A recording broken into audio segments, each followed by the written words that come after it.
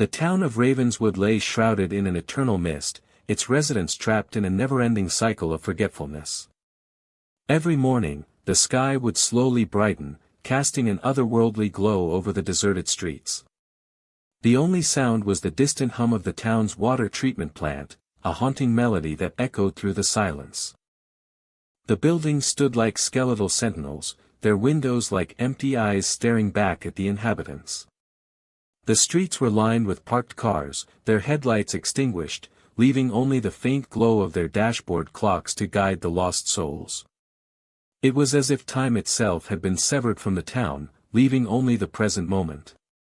In this eerie landscape, the people of Ravenswood went about their daily lives, unaware of their past or their purpose.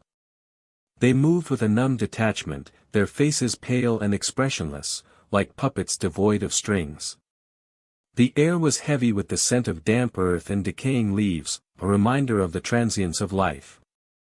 Each morning, the residents would wake up with no memory of who they were or what they had done. They would stumble out of their homes, their eyes scanning the horizon for any sign of recognition.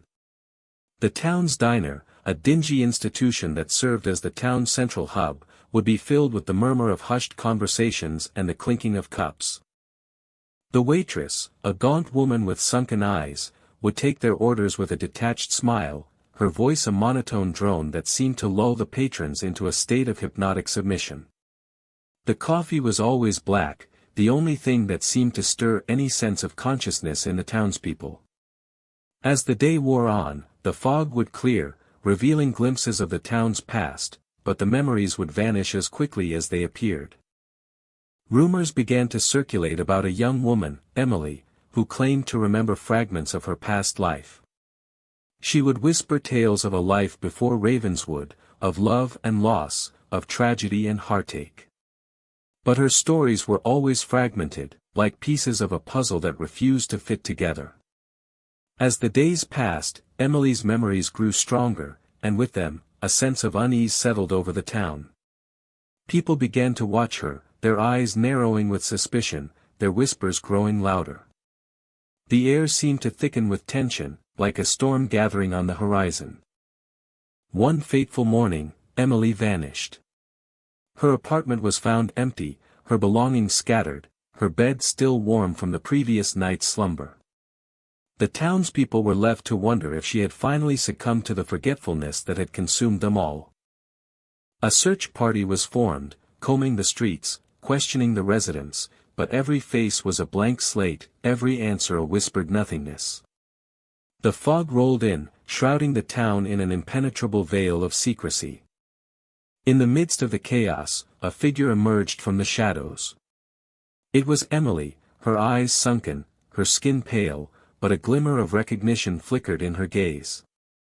She spoke in a voice that was barely audible, her words a whispered promise, "I remember." As the townspeople gathered around her, their faces a blur of confusion and fear, Emily's eyes locked onto something in the distance.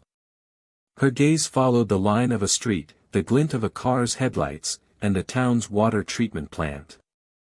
And in that instant, everything made sense. The truth hit the townspeople like a sledgehammer, a revelation that shook the very foundations of their reality. Ravenswood was not a town at all, but a prison, a facility designed to contain a group of humans infected with a rare neurological disorder that erased their memories every morning. And Emily, the young woman with fragmented memories, was the key to unlocking the truth. But as she turned to face the crowd, her eyes went dark, her face contorted in a scream that was drowned out by the sound of her own forgetfulness.